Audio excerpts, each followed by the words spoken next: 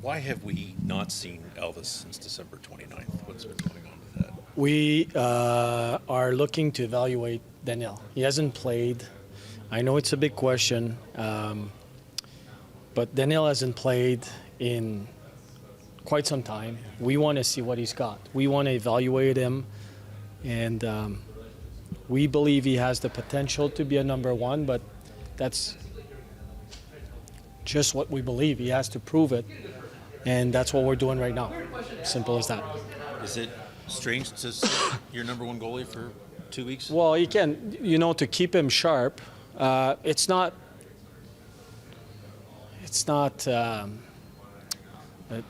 What's the right word? It's not something you'll see very often. But in order for him to stay sharp, like sitting on the bench, and next game he might be in the net, he might be the backup. I haven't made the decision yet, but in order for him to stay sharp, he needs to have work days, basically. Yeah. And is he understanding of this? Is he okay with it? Well, he's not happy. He wants to play. He's a hockey player. All of them. If I was in his shoes, I'd be the same. I want to play hockey, but right now, I mean, Elvis has been a good goalie for us. But we need to evaluate Danault. And, like you look at our team, where we are in the standing, that's the right time to do it. If we were fighting for a playoff spot, that might be different. But right now, it is where we're at.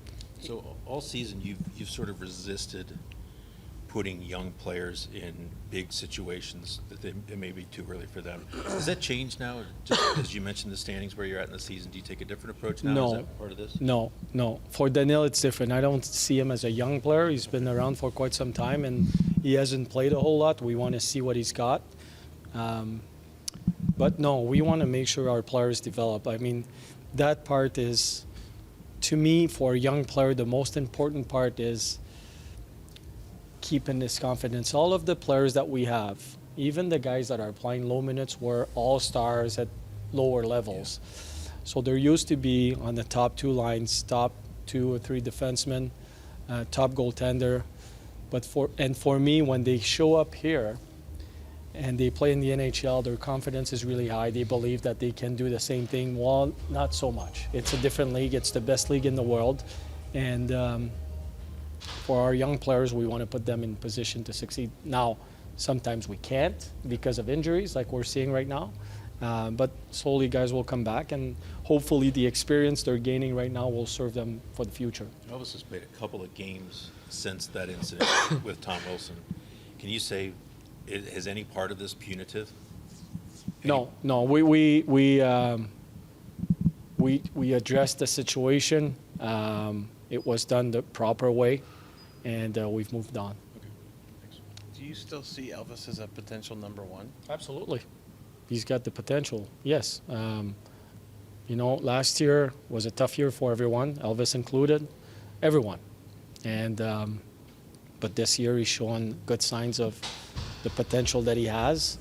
Do I see him in a number one in the NHL? Yes, he can be. How about a number one here? Anywhere. Like we're looking to evaluate everyone here, and can be here. Hopefully, we make the right decisions. We want the best players. We want the right people, and only time will tell. When you look at what Jack Greaves was able to do when he first came up, for that short stint, and Martin has done some things. What can you say about the goaltending depth, I guess, that you guys are trying to build here? Like if you watch training camp, Jet was maybe the best goalie that we had at that moment. So it tells you a lot that, we have some depth there. And at some point he'll get his chance as well. So that's what we're trying to do, evaluate everyone. But I like our depth. And we have 3 goalies as well. So Spencer has been playing really good for us. We have Jet, we have Danault, we have Elvis. So we'll have to at some point make some decisions on the 2 we want to go with. You mentioned in Winnipeg how the leagues, as you get to the second half, the league kind of tightens up a little bit and it's harder to score goals. And obviously they're a really good team, but they were really able to limit scoring chances.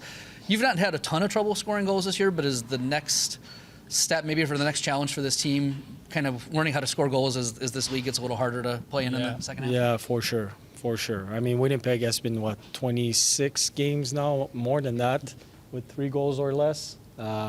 So I think we're not the only victim here.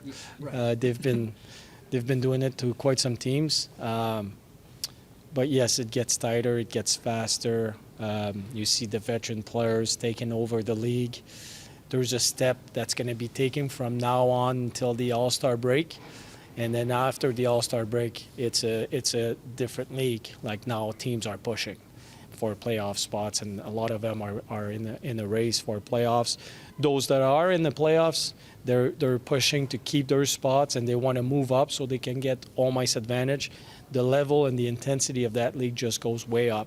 So it's and it gets tighter. So when the level goes up, there's less plays, less room, less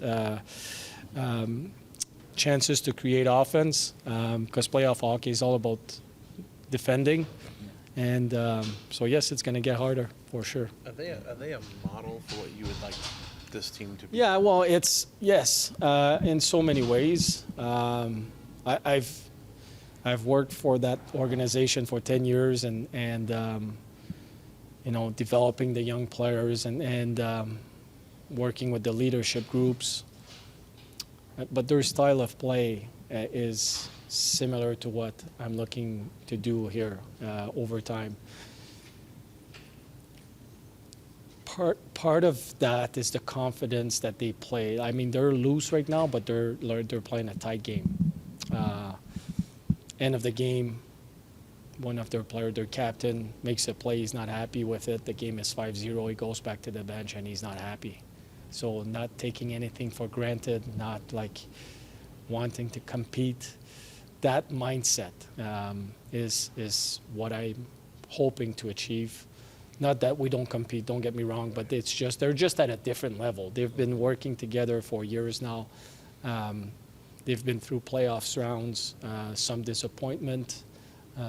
Now they're at a stage where they're more mature. I mean, the average age group of their D was, I think, 3 or 4. They're average 29 something. So that's it makes a difference. Like there's nothing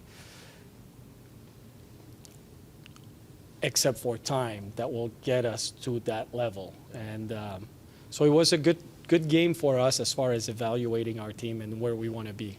The style of play, I would say a bit more, and I'm just talking about X's and O's, the Vegas and the Boston of this world. When you look at your team as currently comprised right now, do you see a team that has foundations that can grow into? I think so. Like I believe so.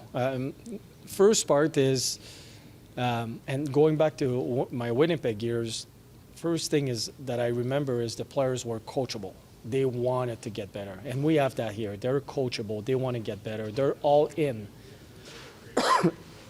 We don't play a perfect game. Don't get me wrong, but the intent is good, and so starting from there, that's a good sign, and we'll move forward.